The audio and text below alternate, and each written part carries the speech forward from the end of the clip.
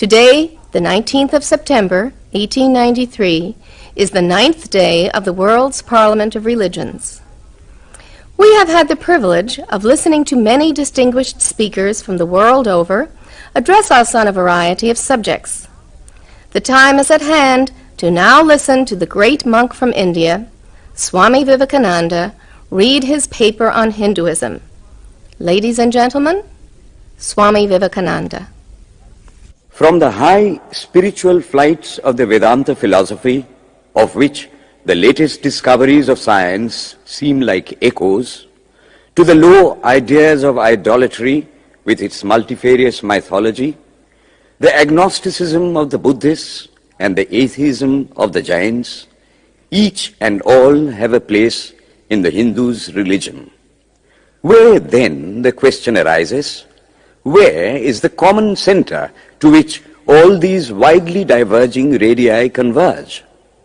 Where is the common basis upon which all these seemingly hopeless contradictions rest? And this is the question I shall attempt to answer. The Hindus have received their religion through revelation, the Vedas. They hold that the Vedas are without beginning and without end. It may sound ludicrous to this audience how a book can be without beginning or end. But by the Vedas, no books are meant. They mean the accumulated treasury of spiritual laws discovered by different persons in different times. Just as the law of gravitation existed before its discovery and would exist if all humanity forgot it, so is it with the laws that govern the spiritual world. The moral, ethical, and spiritual relations between soul and between individual spirits and the Father of all spirits were there before their discovery and would remain even if we forgot them. The discoverers of these laws are called rishis, and we honor them as perfected beings. I'm glad to tell this audience that some of the very greatest of them were women. Here it may be said that these laws, as laws, may be without end, but they must have had a beginning. The Vedas teach us that creation is without beginning or end. Science is said to have proved that the sum total of cosmic energy is always the same. Then, if there was a time when nothing existed, where was all this manifested energy? Some say it was in a potential form in God. In that case, God is sometimes potential and sometimes kinetic, which would make him mutable. Everything mutable is a compound, and everything compound must undergo that change which is called destruction. So, God would die, which is absurd. Therefore, there never was a time when there was no creation. If I may be allowed to use a simile, creation and creator are two lines without beginning and without end, running parallel to each other. God is the ever-active providence by whose power systems after systems are being evolved out of chaos, made to run for a time and again destroyed. This is what the Brahmin boy repeats every day. The sun and the moon the Lord created like the suns and moons of previous cycles. And this agrees with modern science. Here I stand, and if I shut my eyes and try to conceive my existence, I, what is the idea before me? The idea of a body. Am I then nothing but a combination of material substances? The Vedas declare, no. I am a spirit living in a body. I am not the body. The body will die, but I shall not die. Here am I in this body. It will fall, but I shall go on living. I had also a past. The soul was not created, for creation means a combination, which means a certain future dissolution. If then the soul was created, it must die. Some are born happy, enjoy perfect health with beautiful body, mental vigor, and all wants supplied. Others are born miserable. Some are without hands or feet. Others again are idiots and only drag on a wretched existence. Why, if they are all created, why does a just and merciful God create one happy and another unhappy? Why is he so partial? Nor would it matters in the least to hold that those who are miserable in this life will be happy in a future one.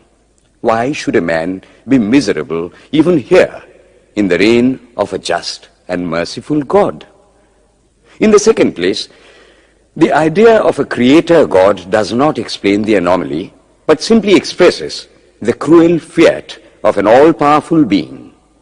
There must have been causes then, before his birth, to make a man miserable or happy, and those were his past actions. Are not all the tendencies of the mind and the body accounted for by inherited aptitude? Here are two parallel lines of existence, one of the mind, the other of matter.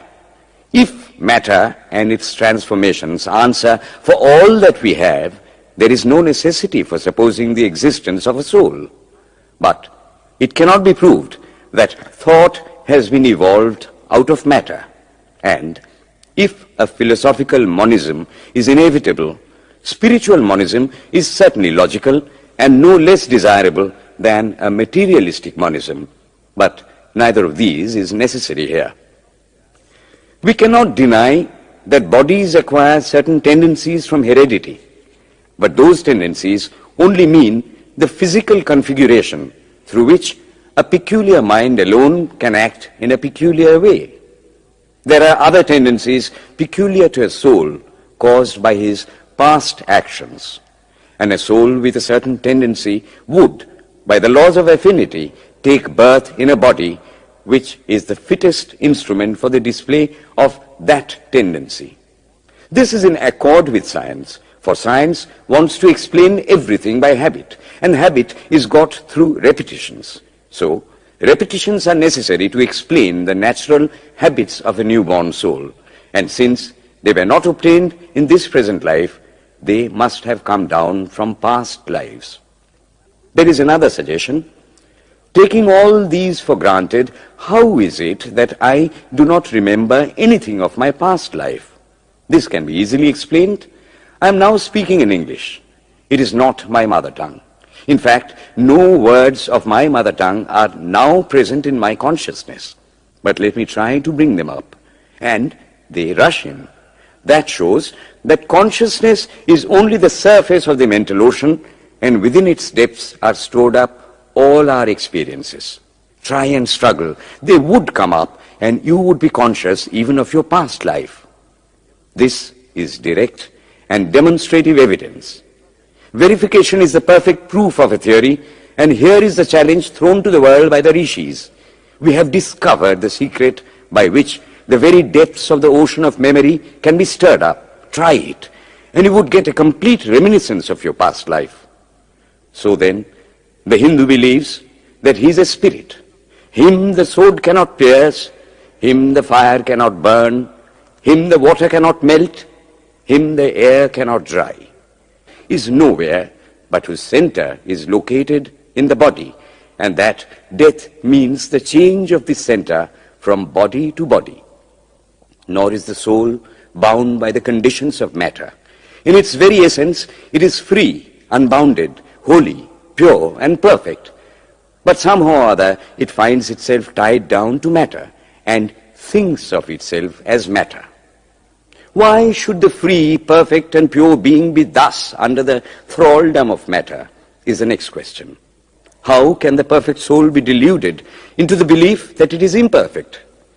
We have been told that the Hindus shirk the question and say that no such question can be there. Some thinkers want to answer it by positing one or more quasi-perfect beings and use big scientific names to fill up the gap. But naming is not explaining. The question remains the same. How can the perfect become the quasi-perfect? How can the pure, the absolute, change even a microscopic particle of its nature? But the Hindu is sincere. He does not want to take shelter under sophistry. He is brave enough to face the question in a manly fashion, and his answer is, I do not know. I do not know how the perfect being, the soul, came to think of itself as imperfect, as joined to and conditioned by matter. But the fact is a fact for all that. It is a fact in everybody's consciousness that one thinks of oneself as the body. The Hindu does not attempt to explain why one thinks one is the body. The answer, that it is the will of God, is no explanation. This is nothing more than what the Hindu says, I do not know. Well then, the human soul is eternal and immortal, perfect and infinite, and death means only a change of center from one body to another. The present is determined by our past actions, and the future by the present. The soul will go on evolving up or reverting back from birth to birth and death to death. But here is another question. Is man a tiny boat in a tempest, raised one moment on the foamy crest of a billow and dashed down into a yawning chasm the next, rolling to and fro at the mercy of good and bad actions, a powerless, helpless wreck in an ever-raging, ever-rushing, uncompromising current of cause and effect, a little moth placed under the wheel of causation, which rolls on, crushing everything in its way, and waits not for the widow's tears or the orphan's cry? The heart sinks at the idea. Yet, this is the law of nature. Is there no hope? Is there no escape? Was the cry that went up from the bottom of the heart of despair. It reached the throne of mercy, and words of hope and consolation came down and inspired a Vedic sage, and he stood up before the world and in trumpet voice proclaimed the glad tidings. Hear ye, children of immortal bliss, even ye that reside in higher spheres. I have found the Ancient One who is beyond all darkness, all delusion.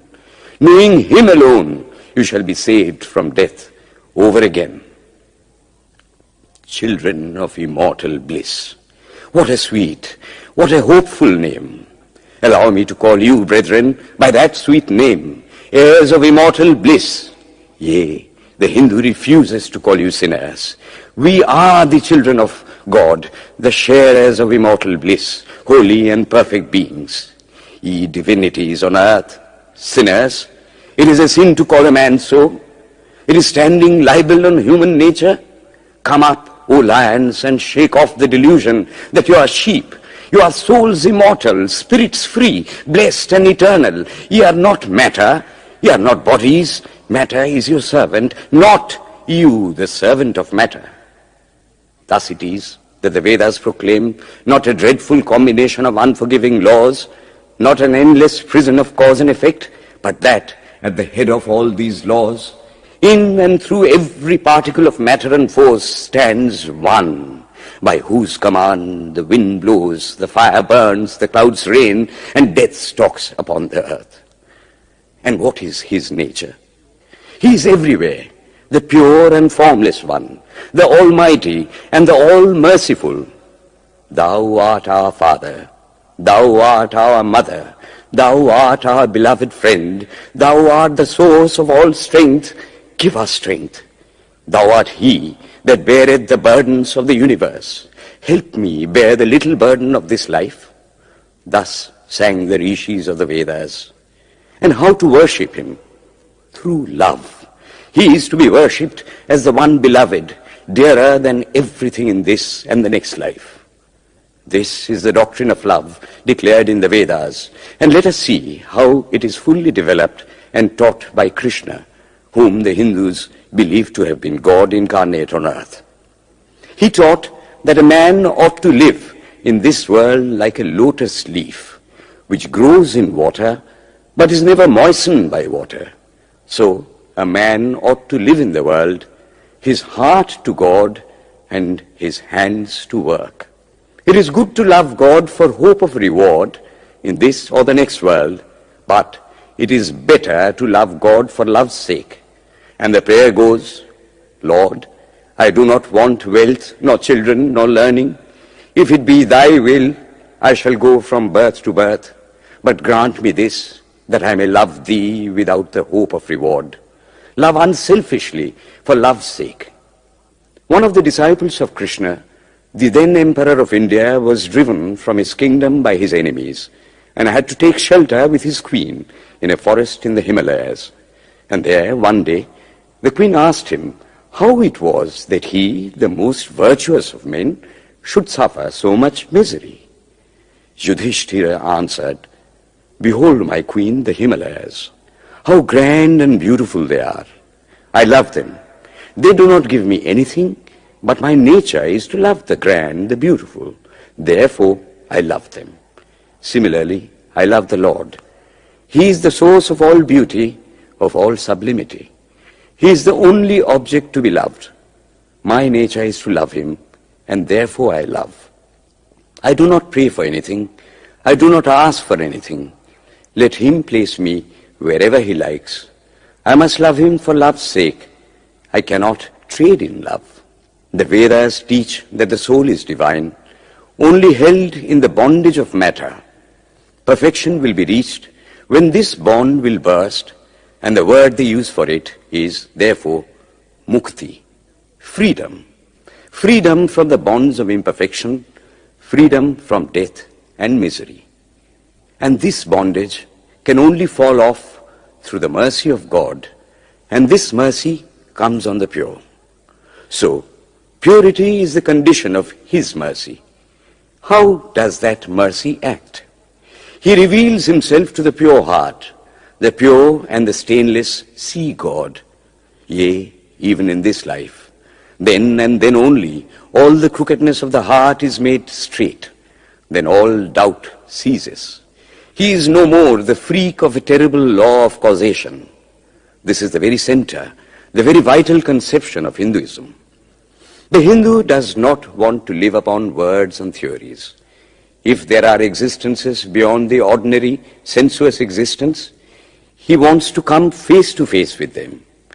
If there is a soul in him which is not matter, if there is an all-merciful universal soul, he will go to him direct. He must see him, and that alone can destroy all doubts. So, the best proof a Hindu sage gives about the soul, about God, is, I have seen the soul, I have seen God. And that is the only condition of perfection. The Hindu religion does not consist in struggles and attempts to believe a certain doctrine or dogma, but in realizing, not in believing, but in being and becoming. Thus, the whole object of their system is by constant struggle to become perfect, to become divine, to reach God and see God. And this reaching God, seeing God, becoming perfect, even as the Father in heaven is perfect, constitutes the religion of the Hindus. And what becomes of a man when he attains perfection? He lives a life of bliss infinite. He enjoys infinite and perfect bliss, having obtained the only thing in which man ought to have pleasure, namely God, and enjoys the bliss with God. So far, all the Hindus are agreed. This is the common religion of all the sects of India. But then, perfection is absolute, and the absolute cannot be two or three. It cannot have any qualities. It cannot be an individual. And so, when a soul becomes perfect and absolute, it must become one with Brahma, and it would only realize the Lord as the perfection, the reality of its own nature and existence, the existence absolute, knowledge absolute, and bliss absolute. We have often and often read this called the losing of individuality and becoming a stock or a stone. He jests at scars that never felt a wound. I tell you, it is nothing of the kind. If it is happiness to enjoy the consciousness of this small body, it must be greater happiness to enjoy the consciousness of two bodies, the measure of happiness increasing with the consciousness of an increasing number of bodies, the aim, the ultimate of happiness being reached when it would become a universal consciousness. Therefore, to gain this infinite universal individuality, this miserable little prison individuality must go. Then alone can death cease when I am one with life. Then alone can misery cease when I am one with happiness itself. Then alone can all error cease when I am one with knowledge itself. And this is the necessary scientific conclusion.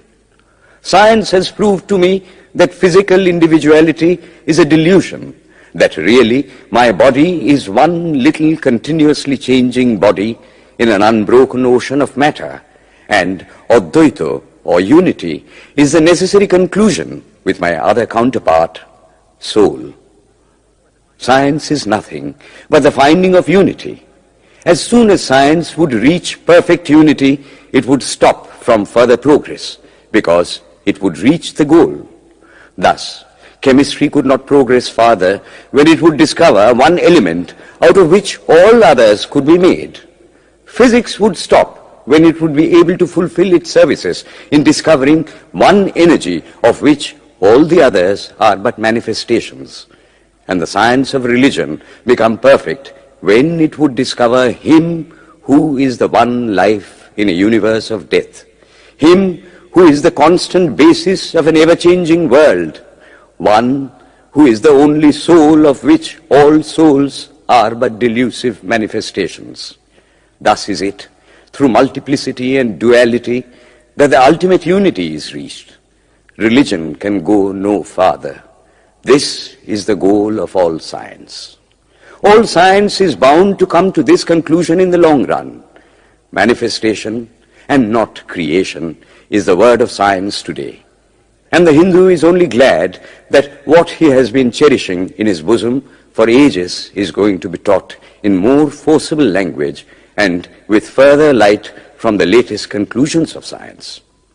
Descend we now from the aspirations of philosophy to the religion of the ignorant. At the very outset, I may tell you that there is no polytheism in India. In every temple, if one stands by and listens, one will find the worshippers applying all the attributes of God, including omnipresence, to the images. It is not polytheism, nor would the name henotheism explain the situation. The rose, called by any other name, would smell as sweet. Names are not explanations. The tree is known by its fruits. When I have seen amongst them that are called idolaters, men, the like of whom, in morality and spirituality and love, I have never seen anywhere, I stop and ask myself, can sin beget holiness? Superstition is a great enemy of man, but bigotry is worse. Why does a Christian go to church? Why is the cross holy? Why is the face turned toward the sky in prayer? Why are there so many images in the Catholic Church? Why are there so many images in the minds of Protestants when they pray? My brethren, we can no more think about anything without a mental image than we can live without breathing.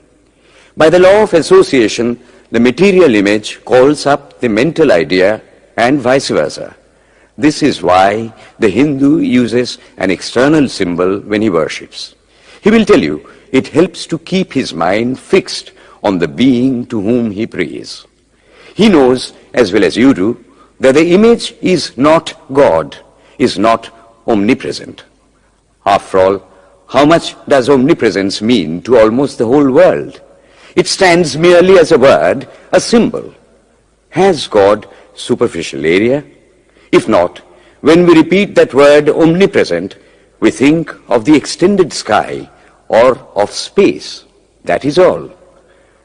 As we find that somehow or other, by the laws of our mental constitution, we have to associate our ideas of infinity with the image of the blue sky or of the sea, so we naturally connect our idea of holiness with the image of a church, a mosque, or a cross.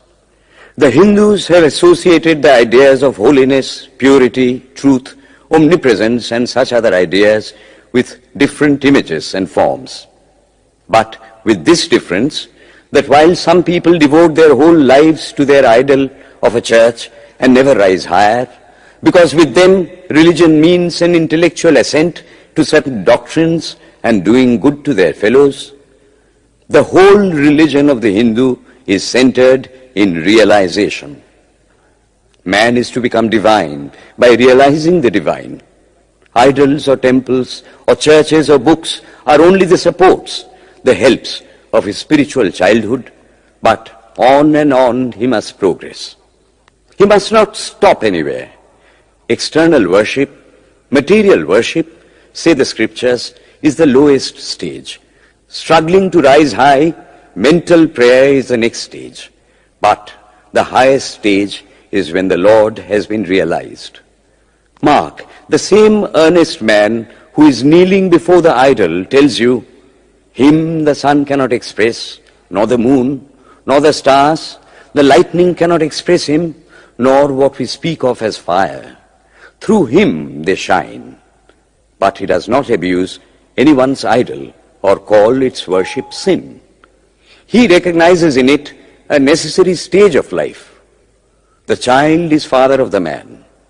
Would it be right for an old man to say that childhood is a sin or youth is a sin? If a man can realize his divine nature with the help of an image, would it be right to call that a sin? Nor, even when he has passed that stage, should he call it an error. To the Hindu, man is not traveling from error to truth, but from truth to truth, from lower to higher truth. To him, all the religions, from the lowest fetishism to the highest absolutism, mean so many attempts of the human soul to grasp and realize the infinite, each determined by the conditions of its birth and association, and each of these marks a stage of progress. And every soul is a young eagle soaring higher and higher, gathering more and more strength till it reaches the glorious sun. Unity in variety is the plan of nature, and the Hindu has recognized it. Every other religion lays down certain fixed dogmas and tries to force society to adopt them. It places before society only one coat which must fit Jack and John and Henry all alike. If it does not fit John or Henry, he must go without a coat to cover his body. The Hindus have discovered that the absolute can only be realized or thought of or stated through the relative, and the images, crosses and crescents are simply so many symbols, so many pegs to hang spiritual ideas on. It is not that this help is necessary for everyone, but those that do not need it have no right to say that it is wrong, nor is it compulsory in Hinduism. One thing I must tell you, idolatry in India does not mean anything horrible. It is not the mother of harlots. On the other hand, it is the attempt of undeveloped minds to grasp high spiritual truths. The Hindus have their faults, they sometimes have their exceptions, but mark this, they are always for punishing their own bodies and never for cutting the throats of their neighbors. If the Hindu fanatic burns himself on the pyre, he never lights the fire of inquisition. And even this cannot be laid at the door of his religion any more than the burning of witches can be laid at the door of Christianity. To the Hindu, then, the whole world of religions is only a traveling, a coming up of different men and women through various conditions and circumstances to the same goal. Every religion is only evolving a God out of the material man, and the same God is the inspirer of all of them. Why then are there so many contradictions? They are only apparent, says the Hindu. The contradictions come from the same truth adapting itself to the varying circumstances of different natures. It is the same light coming through glasses of different colors, and these little variations are necessary for purposes of adaptation. But in the heart of everything, the same truth reigns. The Lord has declared to the Hindu in his incarnation as Krishna, I am in every religion as a thread through a string of pearls. Wherever thou seest extraordinary holiness and extraordinary power raising and purifying humanity, know thou that I am there. And what has been the result? I challenge the world to find throughout the whole system of Sanskrit philosophy any such expression as that the Hindu alone will be saved and not others. Says Vyasa, We find perfect men even beyond the pale of our caste and creed. One thing more, how then can the Hindu, whose whole fabric of thought centers in God, believe in Buddhism, which is agnostic, or in Jainism, which is atheistic? The Buddhists or the Jains do not depend upon God, but the whole force of their religion is directed to the great central truth in every religion, to evolve a God out of man. They have not seen the Father, but they have seen the Son, and he that hath seen the Son hath seen the Father also. This, brethren, is a short sketch of the religious ideas of the Hindus. The Hindu may have failed to carry out all his plans, but if there is ever to be a universal religion, it must be one which will have no location in place or time, which will be infinite like the God it will preach, and whose sun will shine upon the followers of Krishna and of Christ, on saints and sinners alike, which will not be Brahminic or Buddhistic, Christian or Mohammedan, but the sum total of all these, and still have infinite space for development, which in its Catholicity will embrace in infinite arms and find a place for every human being, from the lowest groveling savage, not far removed from the brute, to the highest man towering by the virtues of his head and heart almost above humanity, making society stand in awe of him and doubt his human nature. It will be a religion which will have no place for persecution or intolerance in its polity, which will recognize divinity in every man and woman, and whose whole scope, whose whole force will be centered in aiding humanity to realize its own true divine nature. May he, who is the Brahma of the Hindus, the Ahura Mazda of the Zoroastrians, the Buddha of the Buddhists, the Jehovah of the Jews, the Father in heaven of the Christians, give strength to you to carry out your noble idea. The star arose in the east. It traveled steadily towards the west, sometimes dimmed and sometimes effulgent, till it made a circuit of the world. And now it is again rising on the very horizon of the east, the borders of the sun pole, 1,000-fold more effulgent than its descension.